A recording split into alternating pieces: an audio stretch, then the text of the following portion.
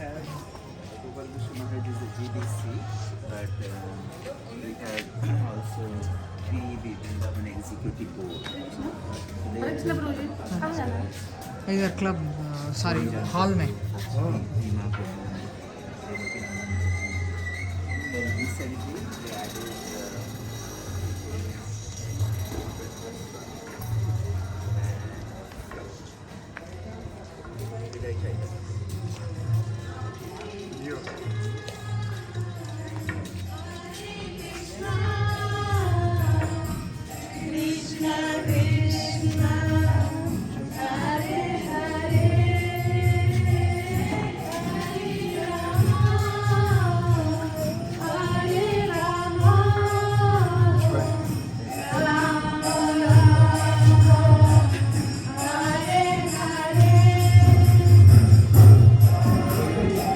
they added we can leave it down.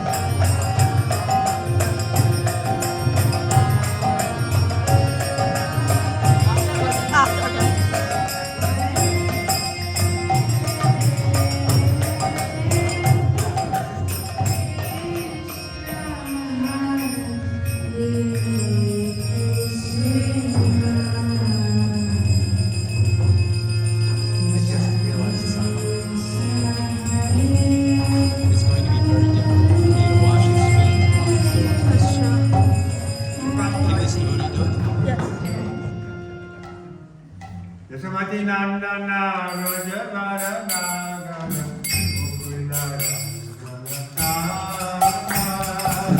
Yashomati Nandan व्रजवदन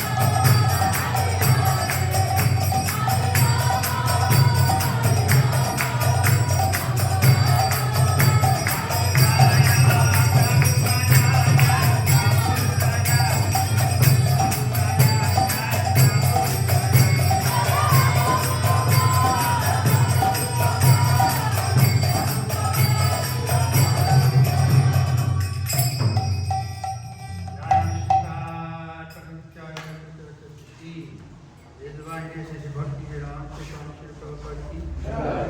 Iskantacharya save the whole world, Shri Prabhupada ki. Jai Om Vishnupada, Parintoya Sato Satashi, Shri Bhakti Siddhanta Saraswati Thakur ki. Guru Parampara ki. Namacharya Shri Haridas Thakur ki. Prem Shri Gaur Shri Krishna Chaitanya, Prabhu Nityananda, Shri Advaita Gadadhar, Shri Vyasa, Gaura Bhaktivinoda ki. Shri Radha Krishna Gopinath, Shyam Kunda Radha Kunda Giri Govardhan ki. Vrindavan Dham ki. Govardhan ki. Jagannath Puri ki. Tulsi Devi ki. Bhakti Devi ki. Naveda Bhaktivinoda ki. Gaura Premananda. Oh, glory to the Islam. Glory to the Islam. Glory to the Islam. Glory to Shri Guru and Shri Guru.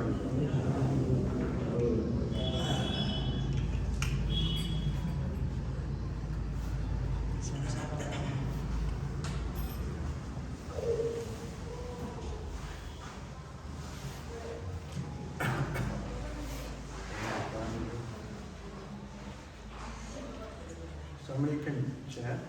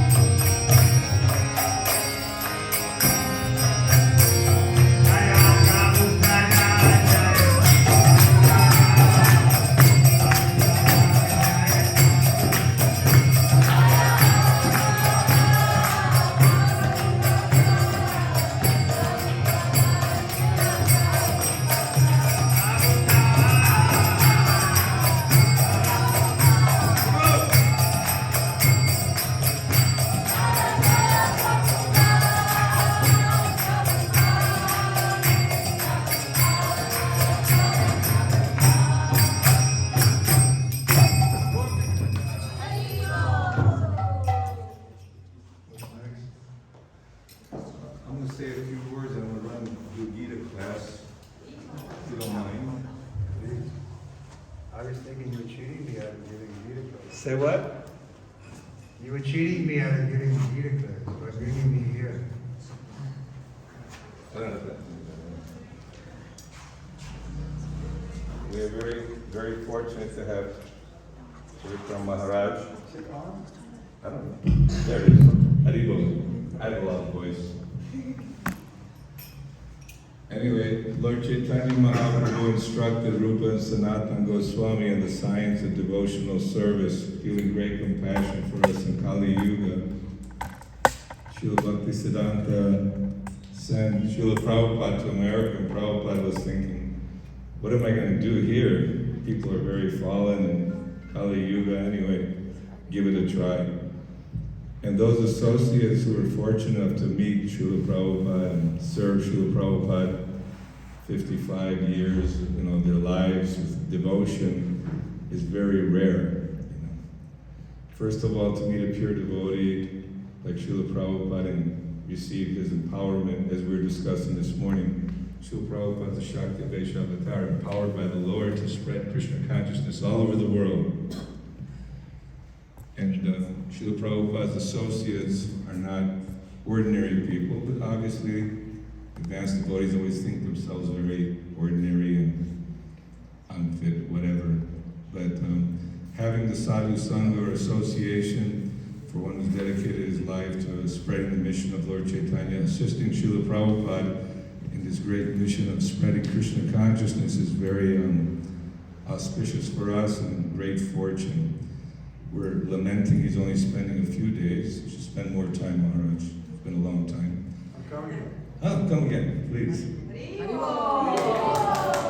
Back home, back to Vrindavan. And Advaitacharya has told Chaitanya Mahaprabhu, wherever you are, that is Vrindavan.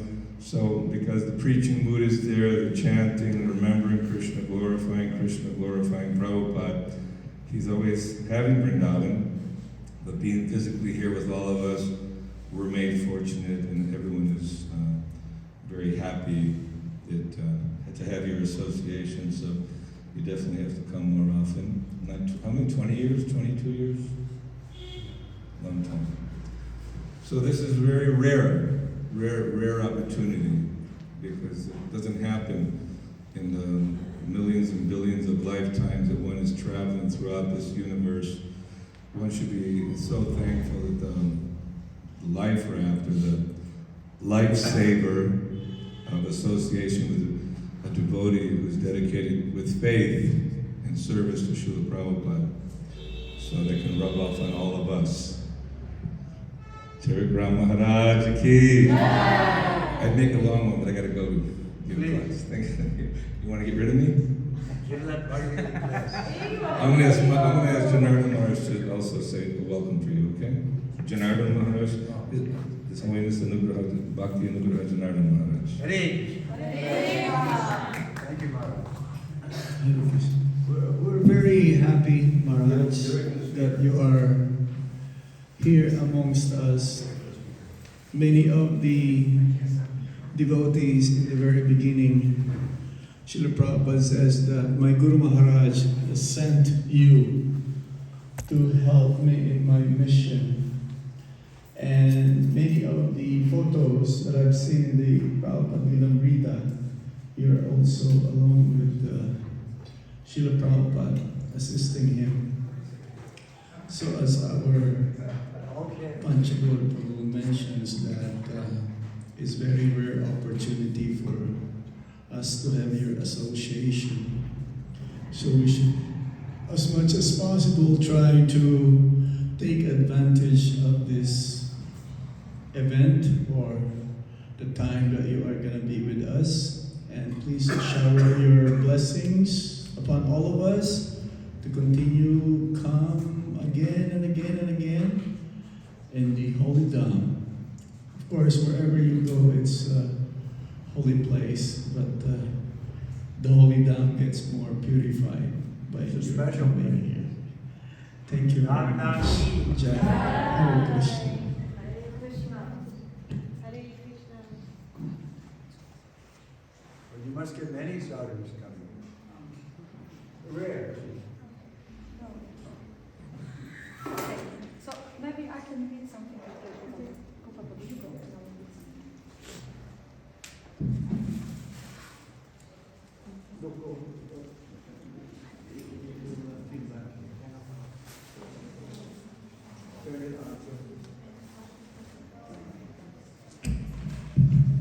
Hare Krishna Maharaj. It's great to see you after way too long.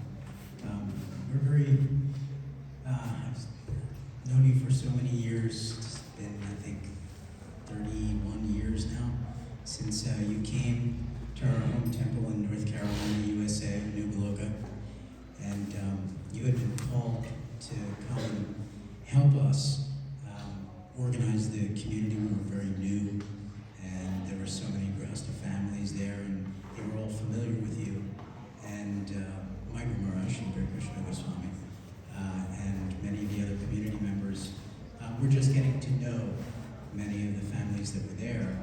But many of them already knew you and said, you know, we should call His Holiness Trivakram Maharaj and ask him to come and help give some suggestions on how we can organize the community. And so you came and you really added a lot of cohesion and familial and community spirit to our community. And now, 30 plus years later, we're still riding high on that wonderful advice and guidance and affection that we got from you at that time. So I cannot thank you enough. I'm still there after all this time, and I have you very much to thank for that.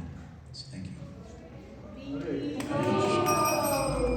Nice to see you after so many years. You're doing fine without me.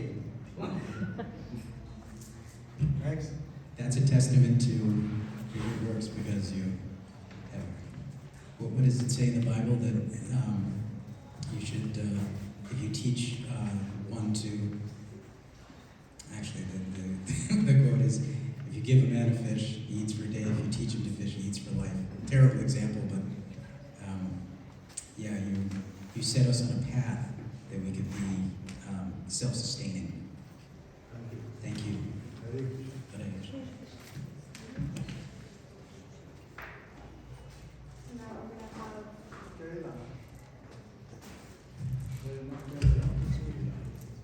Now we're going to have an offering given by Her Grace Lakshmi Priya Mataji from Vyasa.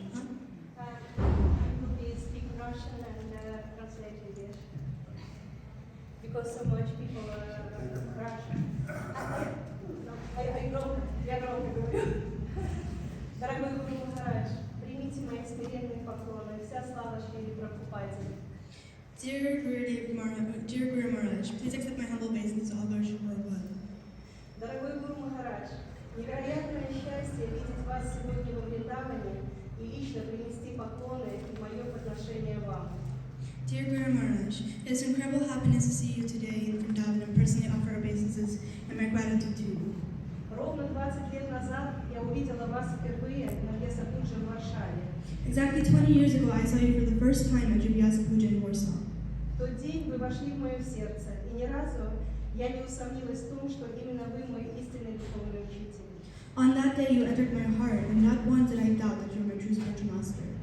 За эти долгие годы я смогла убедиться в том, что вы настоящий последователь Шрилы Прабхупады.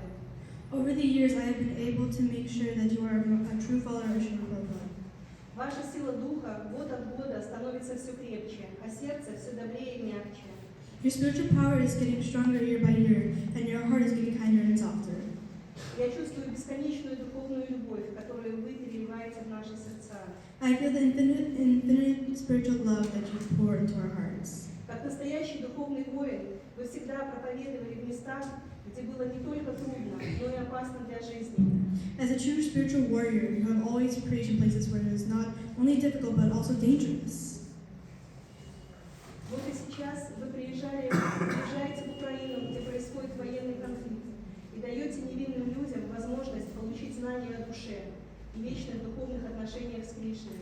And now you are coming to Ukraine, where a war is taking place, and giving innocent people the opportunity to gain the knowledge of the soul and internal spiritual relationship with Krishna. Для вас нет препятствий, когда вы видите, что люди нуждаются в Боге. There are also no obstacles for you when you see that people need God. Все в этом мире возможно благодаря милости Гуру. Everything in this world is possible due to the mercy of Guru. Благодаря милости Шрилы Прабхупады вы проповедуете по всему миру, принося в сердца людей желание познать любовь к Богу, пробуждая их души ото сна. Through the grace of Srila Prabhupada, you are preaching all over the world, bringing in our hearts and all of people the desire to know the love of God, awakening their souls from their sleep. Шрила Прабхупада передал свою решимость вам, а вы передаете ее нам, своим ученикам. Srila Prabhupada passes determination to you, and you are passing it on to us, your disciples. Но получает решимость тот ученик, который хочет ее принять.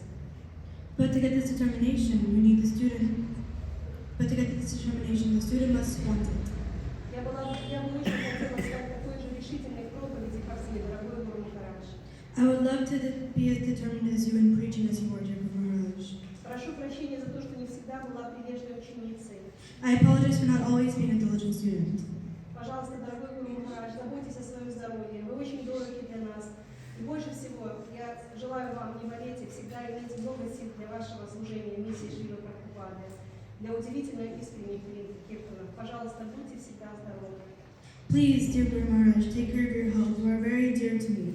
And most of all, I wish you not to get sick in order to always have lots of strength for your service to the mission of Srila Prabhupada and for your amazing and sincere kirtans. Always be healthy.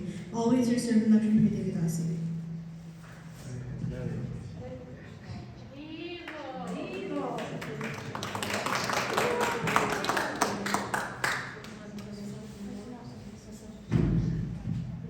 And now we will have His Grace President Atma Prabhu speak the glories of Srila Gurudev.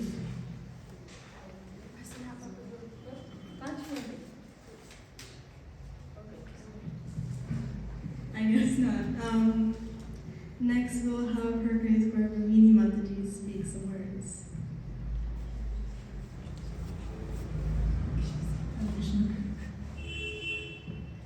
Dear Holiness Trivikram Swami Maharaj, please accept my humble obeisances.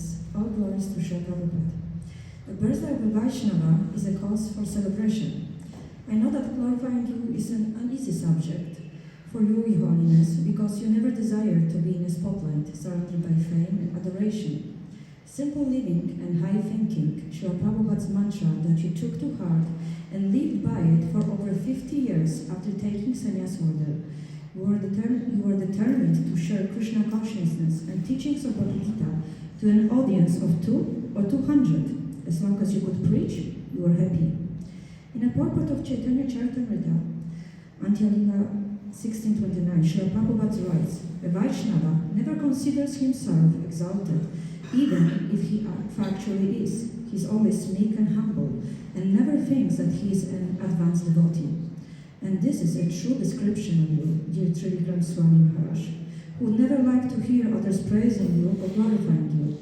I'm eternally grateful for your continued presence in my life over the years. Must have been over 13 years now. I know it was not easy task to deal with me at times. Being a woman, my sentimental nature would cloud my judgments, but your clear and to the point instructions gave me clarity to see the real goal of my life and carry on. I hope that by your mercy, I'm sorry.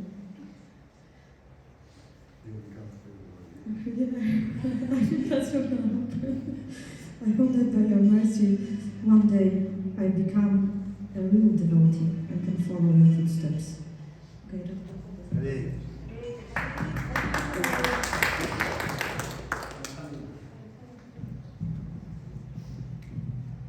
Would anybody else like to speak a couple of words? No? Okay. I guess it's my turn. No, I will finish mine. Okay. I'm sorry. No, I lost it. You lost it again. Yes. What to do? My You can Women nature is coming out. Okay. I have no good qualities, but I pray that in some small way I can help you in your preaching missions and make you happy, because that would make Srila Prabhupada happy and my life will be successful. Your life is a living example of a determination and conviction that there is no other way than to surrender to the lotus feet of Srila Prabhupada and follow his instructions, so we can get out of this material world once and for all. You have been trying to spread the message of Lord Chaitanya tirelessly over the years through lectures and kirtan. The famous verse from Adi Lila 1729 says it all. Harinama, Harinama, Harinama eva kevalam. Kaluna steva nasteva nasteva ragatirantya. In this age of Kali, there's no other means for self-realization than chanting the holy name, chanting the holy name, chanting the holy name of Lord Hari. And your famous quote is, okay, let's talk less and chant more. Because this participation in Harinam Sankirtan Yajna is the prime benediction for all humanity. So I'm praying that by the mercy of Srila Prabhupada, we will have the benefit of participating in enlivening kirtans and bhajans by you, dear Holiness Trivikram Swami, for many years to come. Hare Krishna.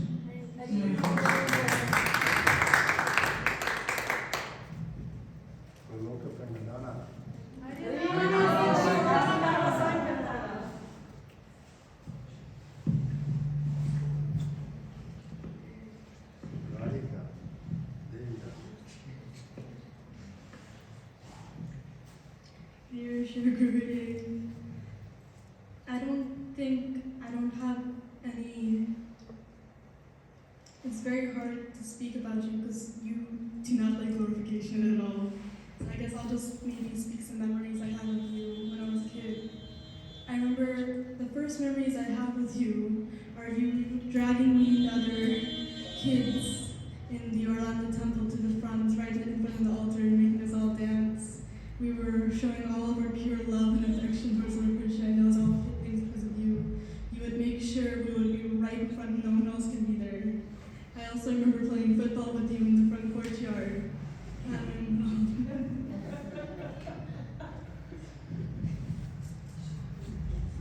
How old were you?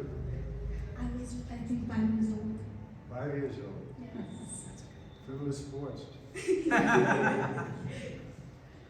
I believe I met you first when I was 2 years old, when I was in Vrindawan. There hasn't been a time in my life where I haven't been with you. This time in Vrindavan has, I believe, been the longest time I've been separated from you, and it has been so difficult. But I'm so happy that I've been able to be in your presence once more and to be able to see your effulgence and to see you again and to hear your kirtan. Your kirtan was what was powering me through this whole time while living here in Vrindavan. And I just hope you give me your blessings that maybe one day I can be spiritual enough and be good enough to become your disciple and to spread the holy name across the world. Thank you, Shri Gurudev.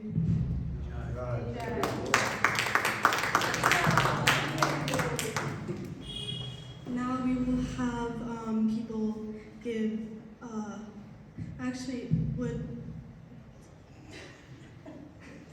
we would have His Grace Param Prabhu speak a couple of words. Okay, first Varamani Mataji will speak a couple of words.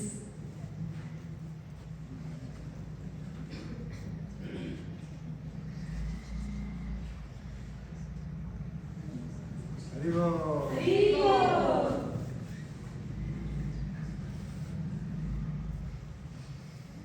Please accept my humble obeisances, Maharaj.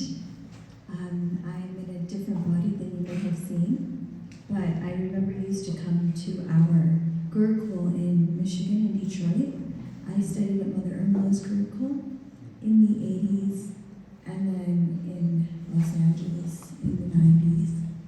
And whenever you would come to visit our temple, it was a very magical experience. I was about 4 or 5 or 6 or 7, and you were the transcendental Sankirtan Maharaj that would be dancing all around the temple and in the Harinams, and I feel like I grew up watching you through your different ecstatic kirtans and preaching, and I got very inspired to continue that preaching. We're now preaching for the last 10 years all around the world with our kirtan party, following in your footsteps and asking for your blessings. My husband, His Grace Param Prabhu, also traveled with you in Poland in the 90s, and I believe you had a band that time,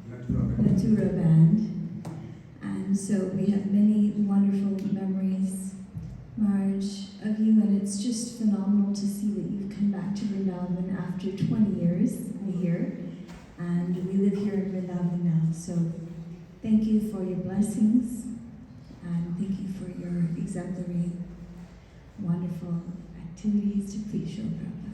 So I can speak to your husband after.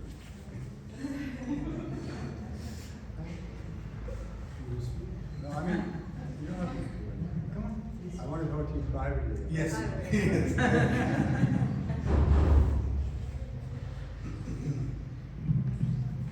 Now we will have the gifts, right? Yes, we'll have the offerings that we're going to be giving to Jalgiri. And now we're going to start some kirtan.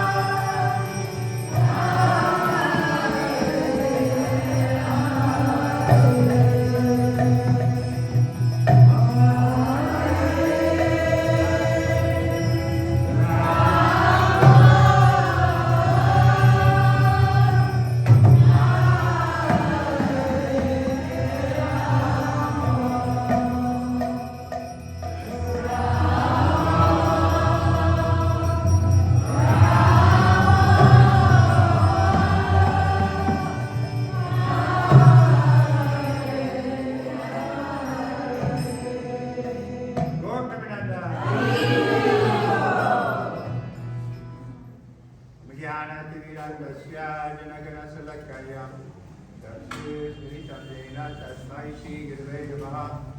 Shri Chaitanya-Manavishnu Shantam Bhutale Gaya Matra Sada Maya Jadana Shri Krishna Chaitanya Prabhu Nityananda Shri Advaita Gadadhara Shri Vasari Gaura Bhaktivinoda Hare Krishna Krishna Krishna Hare Hare Hare Rama The devotees have asked me to speak a little bit about the exchanges I've had with Srila Prabhupada over the years. I first met Srila Prabhupada in New York City at 26 2nd Avenue, his original temple. He was, do we have to translate to Hindi or something? No. Everyone. So, Srila Prabhupada was introduced to me by my godbrother, who you may all know, Urjan Prabhu. And he kind of took me under his wing when I first came and helped me with so many things. And he brought me to see Prabhupada. So we came in, Prabhupada's room was in the back, upstairs. And he introduced me to Srila Prabhupada. He said, this is Bhakta, whatever it was. And I said, I didn't say anything. But Prabhupada spoke first. He said, thank you very much. I hadn't done anything, but he was already thanking me. So that was Prabhupada's mood. He was throwing a big net. He was bringing everybody, just don't worry about anything, just chant Hare Krishna and be happy. That was the main, especially in the early days. So I was attracted to Prabhupada, so magnanimous and caring, loving, like he said, he signed every letter, you're ever well-wisher. That really was Prabhupada's mood.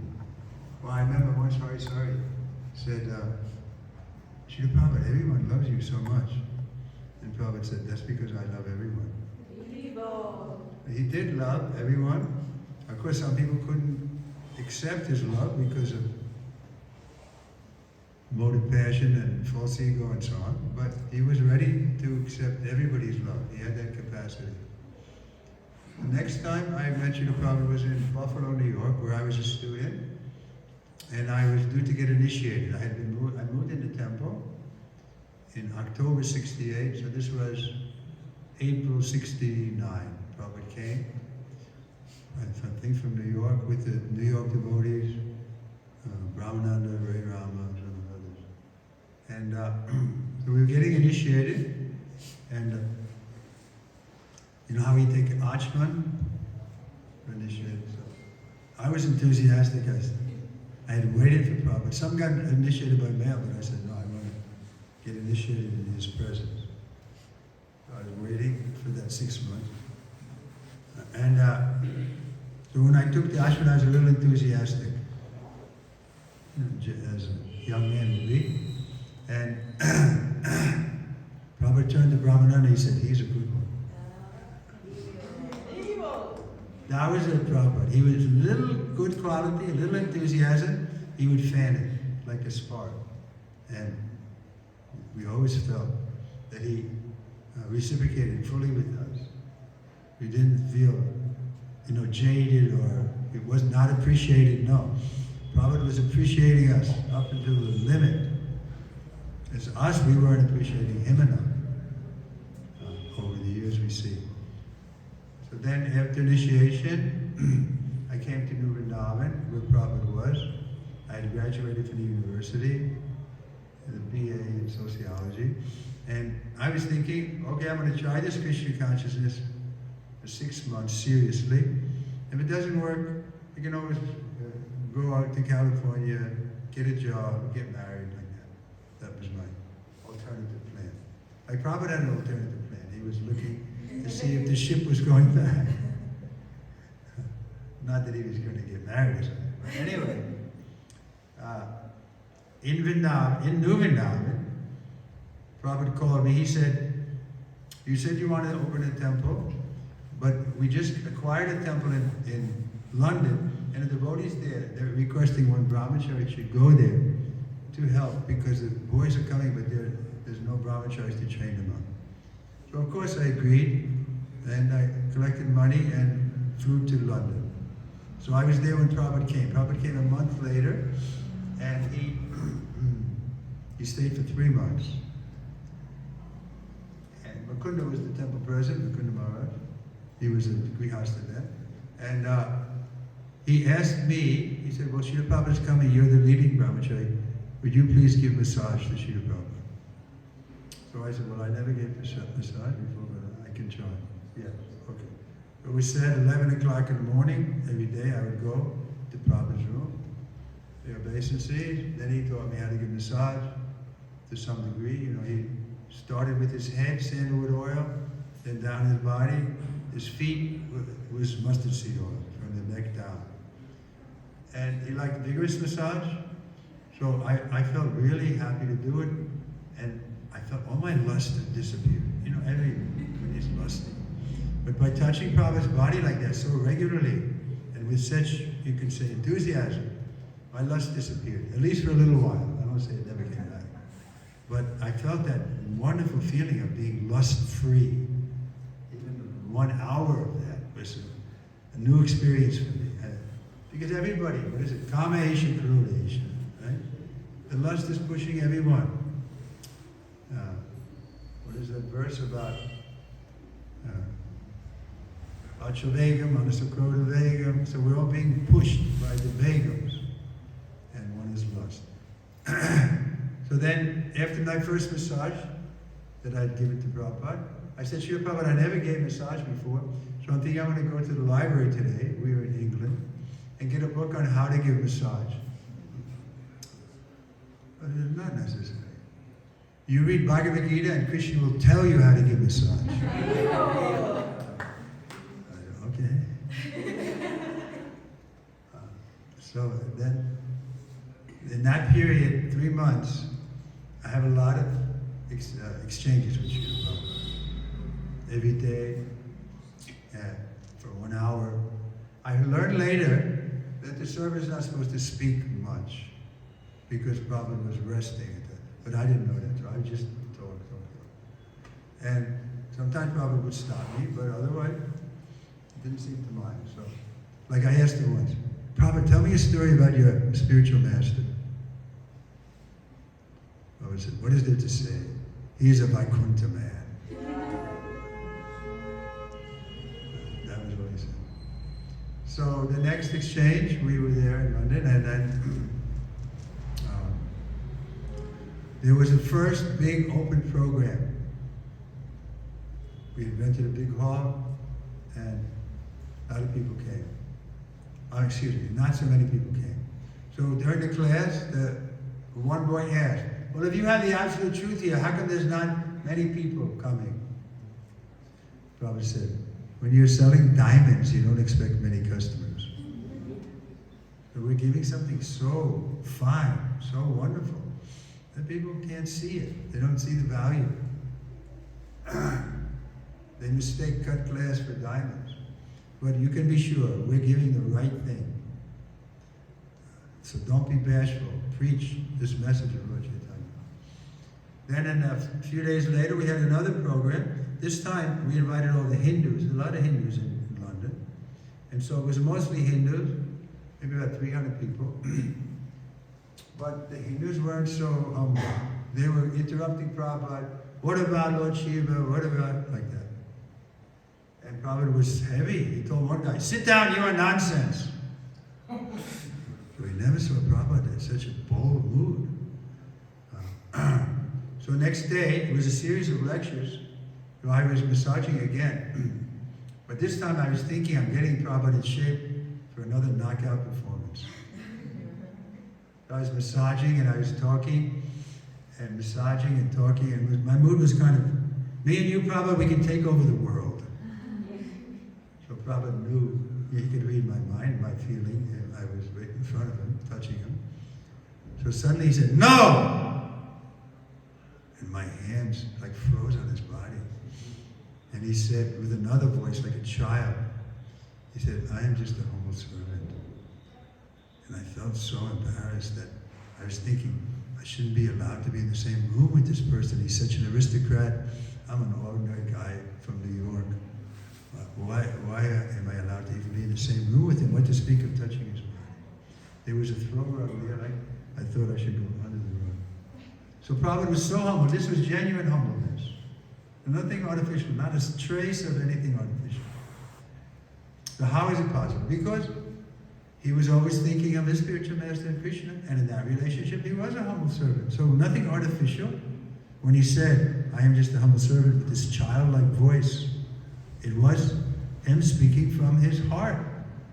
He was a humble servant. Therefore he could go on being worshipped and acclaimed and so on, and still remain the same humble person. Because he knew it was all by the mercy of his Guru and Krishna. Another time, similar, but this time was in the class in the evening, and Prabhupada was speaking, and at one point he said, the spiritual master is a representative of Krishna, and he said it with authority, but not so assertively, but he said it with a clear authority, and I accepted it. I got a mystic experience that, well, Prabhupada is not an ordinary person. He's only sitting a few feet from me, but he's really the representative of Krishna. And so it made a big impression on me. So the next day, I'm coming to give massage, and I said, Srila Prabhupada, I very much like your class last night. And Srila Prabhupada said, oh, what part did you like? And I said, yes, Srila Prabhupada, the part where you said you were the representative of Krishna. So this time he didn't say no, he accepted it fully. He took it fully in, and then as Prabhupada's mood was off, he returned it. He said, and you also can be a representative of Krishna. So it wasn't an exclusive club, only the Brahmins can be representative of Krishna. No. Prabhupada was offering me to be a representative of Krishna, the ordinary guy off the street. So that was the mood. Prabhupada wanted to, this is Lord Chaitanya's mood. He was picking up, Jagai Madai. So we don't claim any special credit. Only credit is we met Prabhupada by chance. That's not our credit. There's a verse like that in the Chaitanya Charitamrita, is it? That Karna Bhagavanaji, Guru Krishna Prabhupada says, right? Bhakti Lata Beach. That they, by great good fortune, Bhagavan, we may meet such a pure devotee as Srila Prabhupada. And if we're even more fortunate, then he can implant in our heart the Bhakti Lata Beach, which can grow, penetrate the universe, and bring us back to Godhead. So we just have to nourish that Bhakti Lata Beach. How do we do that? Hare Krishna, Krishna Krishna, Hare Hare, Hare Rama, Rama Rama, Hare Hare. The Bhakti Lata Beach likes this. Shamanam Kirtana Vishnu Smarapara Seva. Just remain engrossed in this chanting. I was appreciating the chanting, Mataji, very nice. These kind of chantings will purify us. Like Prabhupada used to give the example of iron in the fire. It becomes just like fire. So we go on with this chanting, go on with this chanting. We become Krishnized. We don't become Krishna, but we become purified. It may take some time, but Prabhupada was encouraging us. We could finish in this lifetime if we took it seriously. Okay, then, again in London, I was giving massage, and I wanted to continue that service. I was attached to it. Prabhupada was leaving in a few months, so I used to ask him sometimes, Prabhupada, when you leave, can I go with you and continue the service? And Srila Prabhupada would say, let us see what Krishna wants. He didn't commit one way or the other.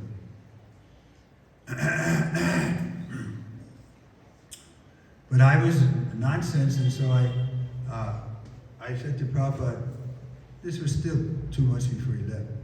I said, Srila Prabhupada, if I can't go with you, can I go to Berkeley and be with my godbrother Hansaduta? I just heard that. I like Hansaduta's Kirtan. He was a charismatic person, and I thought with him, working with him in California, we could do something. And so when I said that to Prabhupada, just Prabhupada and I in a room, I asked him the question, if I can't come with you, can I go with Tansaduta? You know how Prabhupada reacted? Immediately, he became angry. Real anger from inside. You are brahmachari, it's not your duty to contemplate what is your service.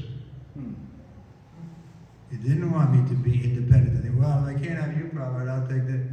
No, he wanted me to be loyal to him. I learned that lesson. Prabhupada was expecting us to be loyal. He was giving us so much. And all he was asking for was a little loyalty. Remain with him. I saw that. And because that helped me so much, even after Prabhupada left, some of my godbrothers were preaching to me, oh, we should go to Srila Maharaj. I said, not me. I want to be loyal to Prabhupada. Hell or high water. I'm not going anywhere. I'm going to try my best to please Srila Prabhupada. That's my only meditation. Because Prabhupada smashed me. I was shocked, you know. He's like, all I said was, nope, he didn't like it. I'm just kidding, Tisha. No! Help, help.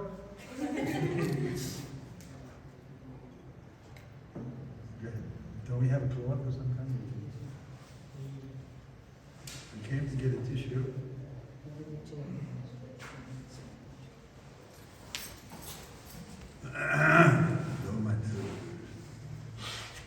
So, that was a good lesson. Now, another time, near the end, when Prabhupada was due to leave in a few days,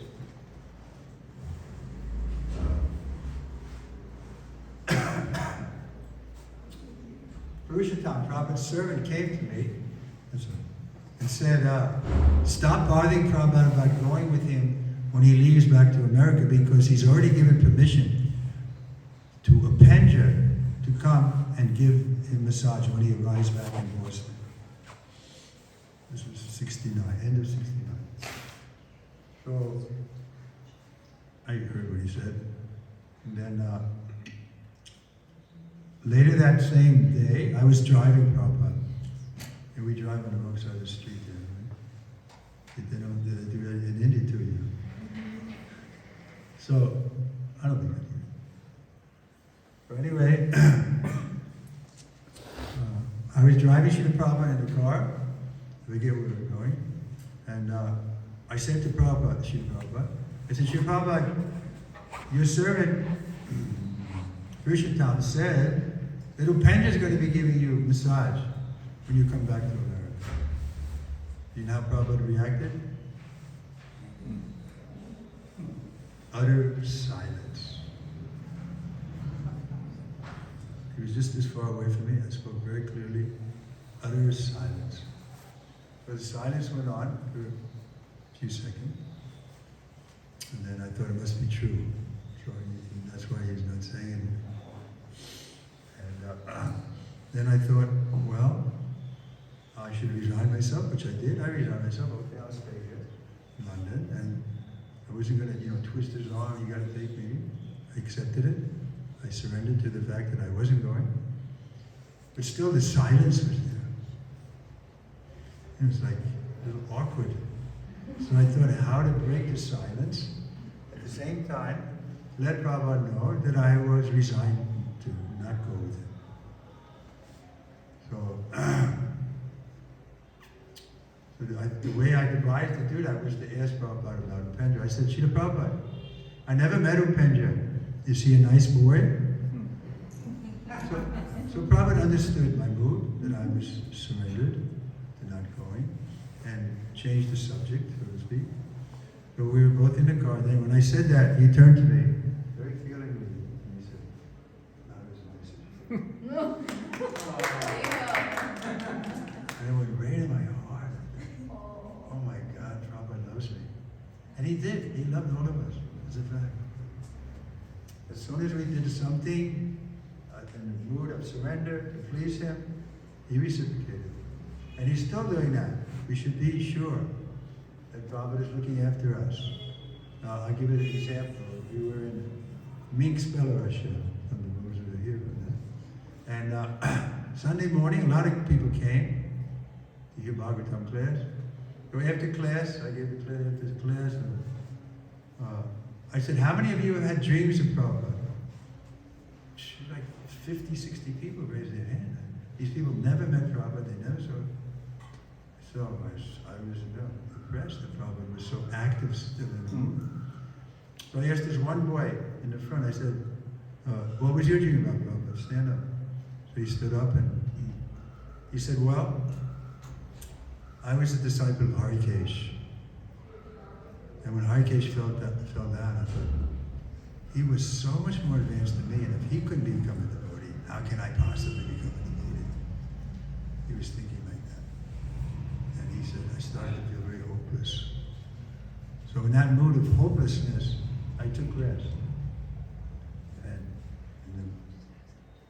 in the dream, Prabhupada came to me and said, why you say hopeless? I am here. And he woke up. And he felt inspired to go on with this Krishna. So the point is, Prabhupada is there. If we're sincere, this is his movement for the next 10,000 years. He's ready to help us if we sincerely need his help. If we get enough help from the guru, lecture gurus and sadhus and books and everything, we can go back to Godhead. But if this, like this boy, became desperate, then Prabhupada will come. That's my experience. He also came to me when I was in a desperate position. The story was I was active in the Guru Reform movement, starting in 1980, like that. And when nobody liked it, they threw me out of their zones. They said, oh, you should surrender to Bhaktipad, who was the Kirtan&Lecture, like that. And I thought, let me go back to where I was before Prabhupada left. I was preaching here in Chandigarh. I came back to India, and first in Bombay, Mumbai, and the Kirtan&Lecture was there, and even Giriraj said, Maharaj, you should surrender to Kirtan&Lecture. I did it, and I feel much better. I just couldn't do it. You're not my guru. I'm not going to surrender to him. And I already have a guru, and I knew Prabhupada wanted my loyalty, so why should I go to somebody else? So in the dream, very vivid dream, very clear, Prabhupada was on the Vyasa son in front, and Kirtan&Lecture and I were both sitting like at his feet, and all of ISKCON was there. At least all the leaders were in the audience, so to speak.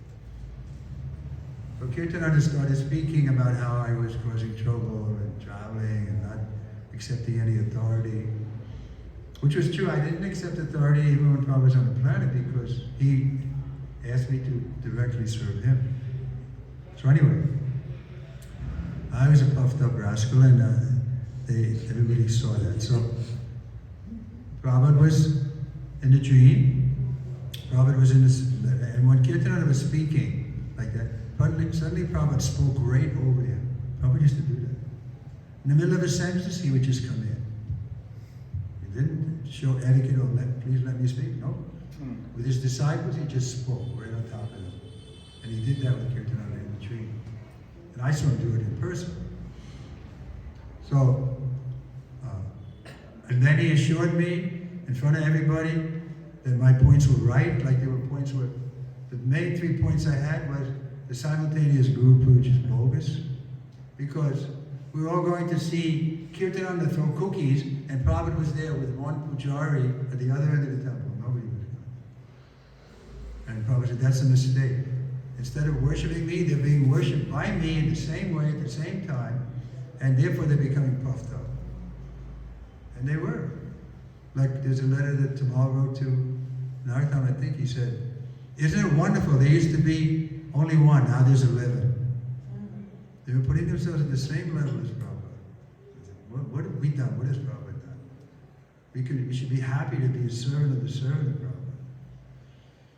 But he's ready to take us direct service. At least with me, he accepted. Okay, so then, that was the one point. Then the second point was, they were taking service from the God brothers like they were the disciples. The argument was given, it's like Bharat Maharaj. All the other brothers of Bharat, they accepted him as special. He was the son of Vishal. He was the eldest son. So that was the argument. You should accept us 11 as special. But that's not a philosophy. The God brothers don't have to. I saw Prabhupada was very careful when he spoke with his godbrothers. He was very respectful. He never, pushed them the way he pushed us, because they're godbrothers. But that was a mistake. And there's some others mistakes, zonal guru system and so on. Anyway, after that, they're still in the dream. Still in the dream. I'll speak loudly. Then,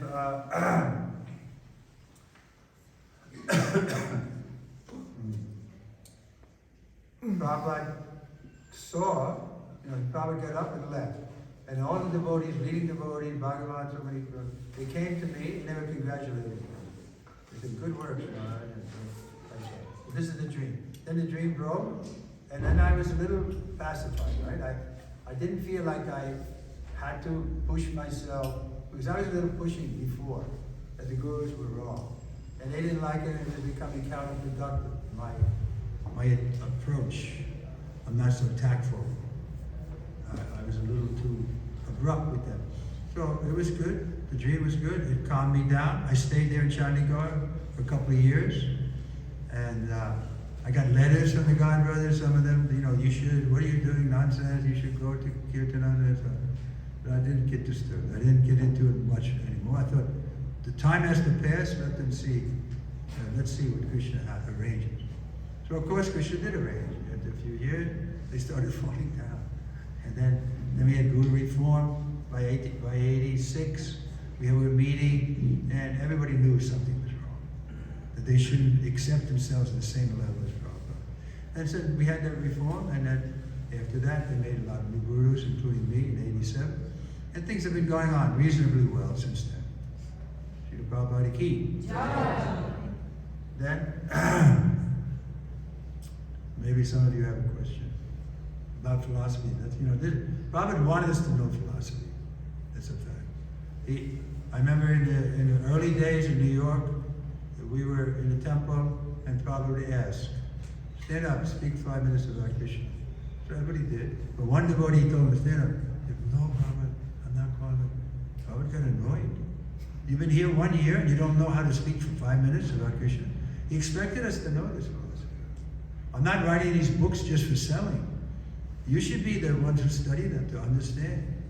This philosophy is so strong. Prabhupada's purport is so strong. That class we heard this morning, that was right here in Vrindawan, right? 75, right after the opening. Well, that class was like magic. Everything Prabhupada said was so right on, right to the point. So we should learn this philosophy. Then we can also defeat these rascals. I saw Prabhupada personally get annoyed that they were coming, the Mayavadis and impersonalists, and they were taking Bhagavad Gita and twisting Krishna out of it. Well, this is what he said. Why are they twisting Krishna's words? Why don't they write their own book? Why are they coming to Bhagavad Gita and twisting what Krishna is saying? He was annoyed. He wasn't foaming at the mouth, but he was annoyed. He did not, because he loved Krishna, he didn't like to see Krishna misrepresented by these people. And there's a lot of them still active here, in India especially. But we should confront them. Don't be afraid to confront them. Bhagavad Gita is clear, crystal clear. Surrender unto me, Manmanabhava. There's two. You surrender to me, Aham Tvam Sarvapapabhyo. You and me, there's two. Why do they say everything is one? And eliminate Krishna's personality. No, we love Krishna's personality. Sometimes he likes to dance with the gopis. And we say, wow. And sometimes he likes to kill the demons. And we say, wow. Prabhupada said something, he likes to read the Krishna book about where Krishna is killing the demons. So this is our, you could say, I want to use an expression, but it's not appropriate. I was going to say meat and potatoes.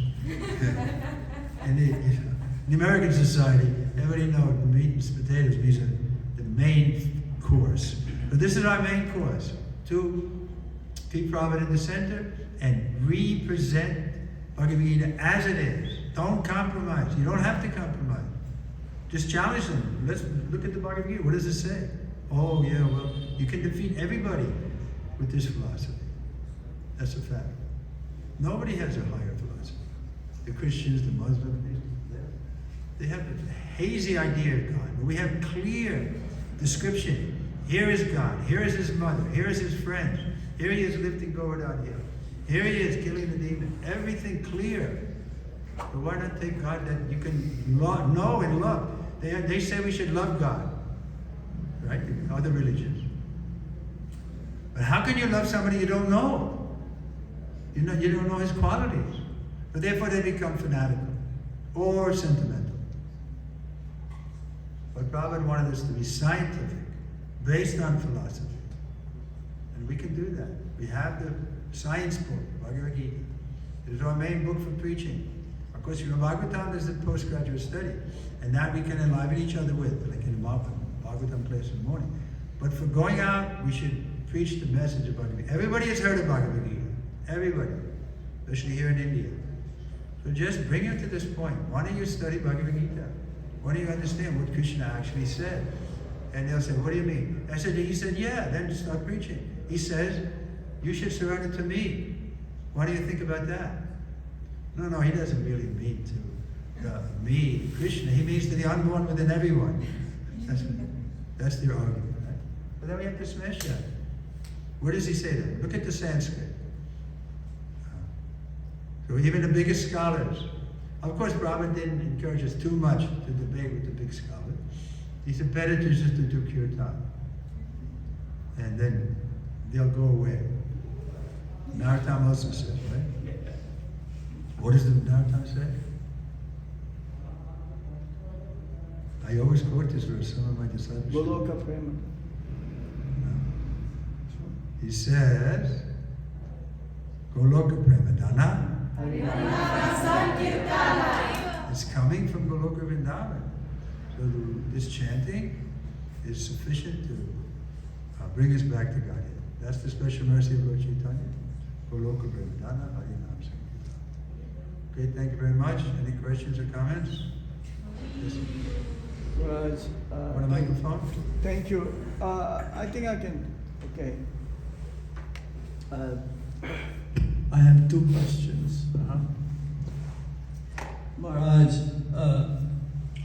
based from your experience, is there any significant or like progress that you've seen during when you joined and right now of Krishna consciousness that we can still improve? And the second question is... Well, let's take one at a time. Okay. So the first answer to the first question is I see a huge improvement here in India. There's so many young boys. We were in Pune, was it? There was like 800 brahmacharis, all ready to do whatever, Yes, sir, what do you want me to do? And everywhere I went, Hyderabad, Bangalore, the movement is going so strongly. We just stopped in Bhakti Chu's place. Puja.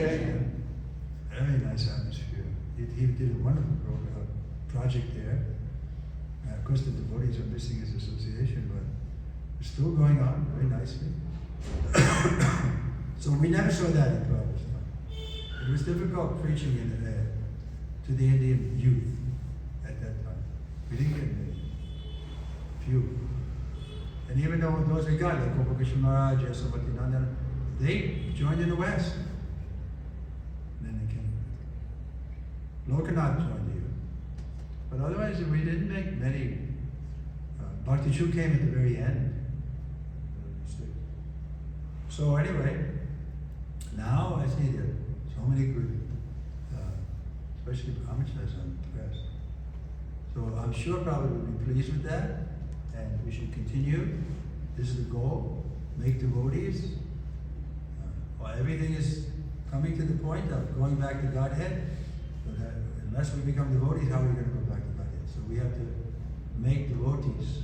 And that Krishna also says, at the very end of the Gita, no one is more dear to me, the one who explains this message to the innocent people. So a lot of innocent people are here, they're ready to hear from us. When I was here, they weren't so ready. Like the argument they would give was, well, you're American, you already experienced happiness in the material world. But let us first do that, and then we'll think about Krishna. So, they had no, They weren't ready to surrender, but now they're surrendering. Second part of the question? Maybe a follow-up on the first one. How about in the West? How are they faring? Are they like having also a significant progress? How you see it? Yeah. Like, I think some places like the Los Angeles Temple and some places in Europe, the things are going on nicely, but for the most part, the momentum is broken. One of the reasons is all the leaders fell down. Like all the leaders in America, first class leaders, second class leaders, they all had trouble. GBC, Sannyasi, they all. So then the rank and file devotees think, well, maybe this doesn't work so well, so I'm going to hedge my bet. I'm going to take Krishna consciousness, but not full on, because what if it doesn't work? So we have to again show by leadership that we have competent people who can deliver the message without addition or subtraction and make devotees. Once that momentum is broken, even in Europe, Harikesh, Bhagavan, these are the big leaders. And in America, there's so many. Atsudu, Jayati, Rameshwar, Bhavana, so many fell down. So we don't like to talk about it, but the momentum is broken. But here, Gopal Krishna Jagatak at least kept things going all these years. And so the movement is taking on. And that was Prabhupada's plan too, right? Like in 75, he said, okay, now I fulfilled the order to my spiritual master. He told me to preach in the West. Now I want to preach where I want to preach, India. He came back. He brought money, he brought men. He started this Bombay, Vrindavan, Gurukul, everything was money from the West, men from the West. And it's proven out to be a very good strategy to engage because it's in their blood. We can exploit them, in a positive way. Exploitation. Nobody likes to be exploited. But we're being exploited by Maya. Why not agree to be exploited by Krishna? This is our natural, happy position. He's Param Purush. He's the supreme enjoyer. If we allow ourselves to be enjoyed by Krishna, then we'll be happy. But if we compete with Krishna, if a Bhaktisiddhanta would emphasize, give up the enjoying mood. Okay, next question. Last question. The youths, they are our future. As Prabhupada says, our movement will become more and more prominent because the future are the youths. So how can we engage more or inspire more the youths all over the world to take, because very soon they'll be there. The best way is by our example. But just like he taught me how to be humble by his example. He taught us how to come to every morning to greet the deities and pay full dandavats, even in his old age, because he was doing it. Once Gargamuni came, it was complained. Gargamuni, Prabhupada, he's no longer bowing down when he comes in the temple. That's what Prabhupada spoke to him. What is the problem, Gargamuni? He said, well, Prabhupada, when I come in the temple, I don't feel like bowing down. So I have to be true to myself. And what did Prabhupada say? Oh, you don't feel like that bowing down? Bow down and you will feel like bowing down. No, it's a process. You take it. Get up early in the morning. It was so hard for me at first. But then, after a few days, you get used to it. So everything. He's only asking us to give us up the poison. Illicit sex, intoxication. These things are poison. So Prabhupada was strict about that. So we should be strict also. It's not a very difficult thing to give up poison. But we get attached to the poison. But that makes it difficult. So with the knowledge, with higher information, we should see, why am I addicted to this chewing the chew. Isn't that what Prahlad said? Punya, punya. Puna, puna, charvita, charvana. That's all it is. Okay, one more. So, continuing with Jan Maharaj's question. So, the prophecy is that the Krishna consciousness movement will continue for 10,000 years. So, what can we do as the future, as the next generation to come, or what can the next generation to come do to continue that preaching? And with that question, one more question, and how can we keep the purity? Because now we see a lot of deviation, or other groups, or even the future, they feel like they want to join some other groups or other preaching. So how can we encourage them to do that? 2 questions. Well, we can preach about Prabhupada's significant position, that he's Shakramesha Avatar, he's empowered by Lord Nityananda, he's the Sanipati Bhakta, sent by Lord Chaitanya, the general and he did what no other Acharya has done. He spread this movement all over the world. So why not accept his unique position and try to keep him in the center? But that's what we see was the mistake at first. They weren't keeping Prabhupada in the center, but then we resolved in keeping Prabhupada in the center, and the movement is going on. So how do we keep Prabhupada in the center? Well, in every temple we have Prabhupada's Murti, we do Guru Books daily, we only read from Prabhupada's books, and this way we keep Prabhupada in the center. But still there's danger. Prabhupada said the danger won't come from without, but from within. So we should preach against it. We all have a voice. If we see even a big leader doing something that we're convinced Prabhupada wouldn't like, we can tell them right on their face, why are you doing this? This is not pleasing to Prabhupada. Maybe it's harder for a lady, but for me it's fun.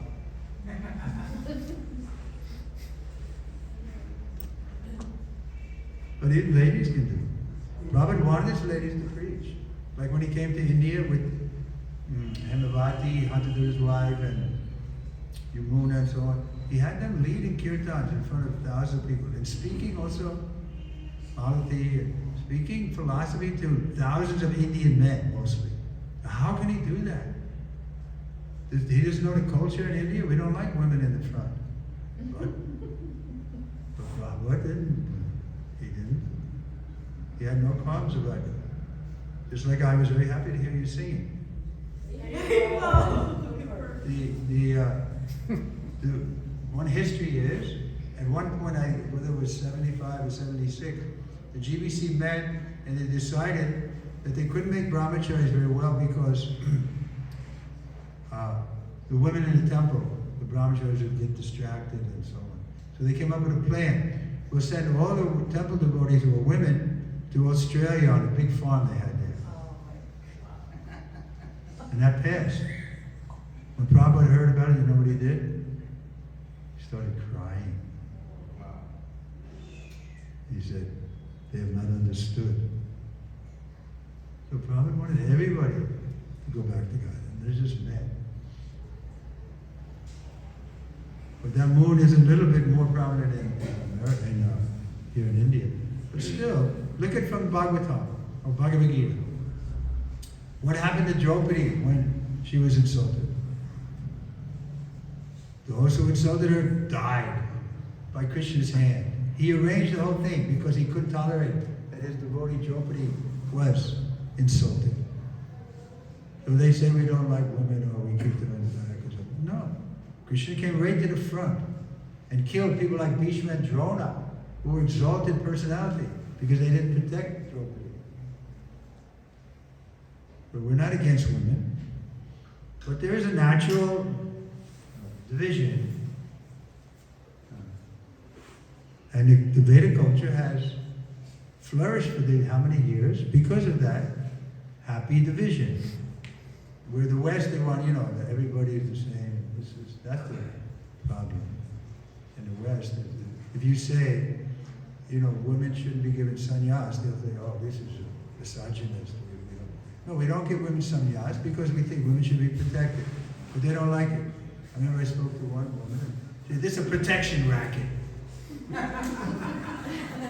You're just exploiting the women. But not like that. shouldn't be like that. Maybe there was some excess in that direction if the Prabhupada left, and that's a mistake. And many of those who did, you can say, exploit the women in that way, in a harsh way, they fell down, or they got married. Yeah, that's right. Yeah. So, why do we want to go in that direction?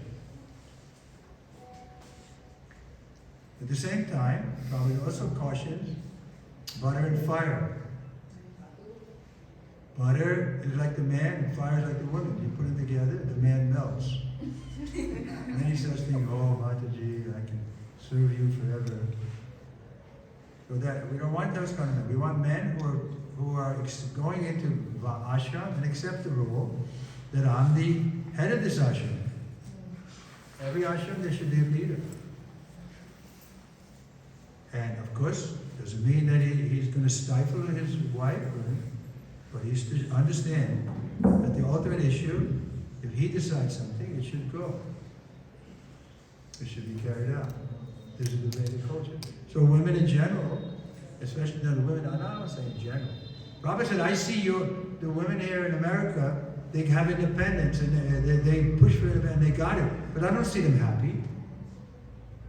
Prabhupada said, I see the old lady with the dog. No family, because they were doing business or something until then nobody wants to marry them when they're 50. So what do they have with all their money? Women like families. Why not? Grandchildren. This is the culture. We have to build off each other's strength. Women like to be protected. That's what Prabhupada said. And why not protect them? Protect them means from their own lower nature. They have a tendency, because my house, my children, my apartment, my furniture, so they may become overly attached. Take more than required to protect their family. But their husband should say no. I'll give an example. We were in Vrindawan here, and one couple came from Agra, and they were putting their boy in a guru. So the father was smiling. He was very happy. The boy was only 6 years old. But the mother was crying. Oh, my baby. But the father didn't think, oh, shut up, you bitch, or something. He told her, that's how they speak in America. He told her, no. He knew that was good for the boy. The boy knew that my mother loves me unqualified, without any thing I have to do. She just loves me because I'm her son. And that's very good. The boy's going to be in the Gurukul, then the other boys are there. Like the first morning, they have to take a cold shower, and the other boys push them in, and then finally they get used to it, and they perform as a study. So that was good for the boy, that his mother loves her so much, loves him so much. And it was, so the father was happy, the wife she was feeling some separation, but that's also good. When they would go to visit, and the son would embrace her, and throughout whole life, he knows, my mother loves me. Therefore, it gives him strength. Somebody loves me, because when things get rough, then you think, nobody loves me. There's a saying like that. Huh? Nobody loves me, and my hands are cold. So you can sit on your hand, and God loves you. There you go. Okay, next. I'm ready to go. I'm a little tired. Thank you very much for your offerings and giving your...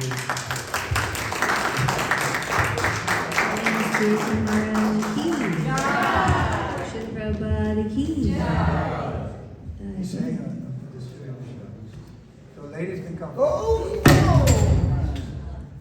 Yes. Active foolishness.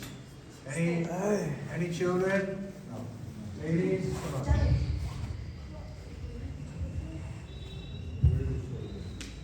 Do things that make you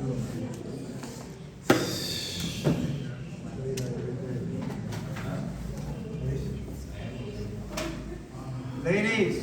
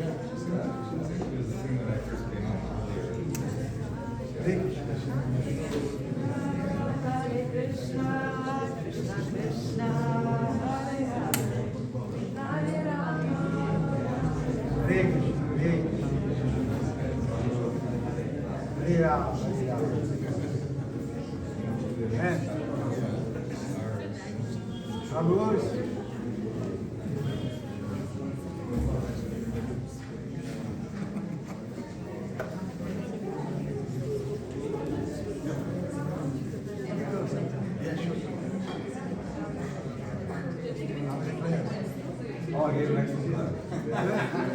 Is that hard or you just read this? Abraham Gumanalo,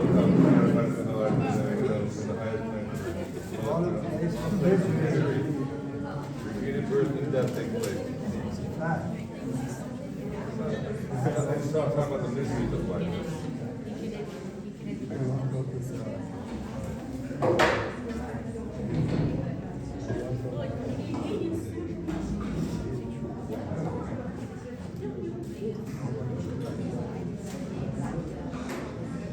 I was together with him back in 93. I was lecturing with him, the president.